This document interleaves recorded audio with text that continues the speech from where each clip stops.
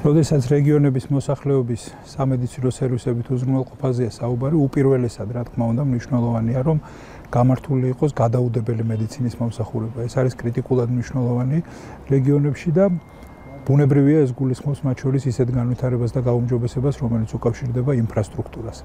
აი ამ თვალსაზრისით სასიხარულო ამბავია, რომ ქარელში გვექნება შესაძლებლობა უკვე უახლოეს მომავალში, აი ამ დღეებშივე დაიწყება სამშენებლო სამუშაოები და ახლო მომავალში რამდენიმე თვეში პრაქტიკულად უახლესით ყველაზე თანამედროვე სტანდარტების მქონე სამედიცინო პუნქტი იქნება, რომელიც უშუალოდ მოემსახურება გადაუდებელი მედიცინის მიმართულებას.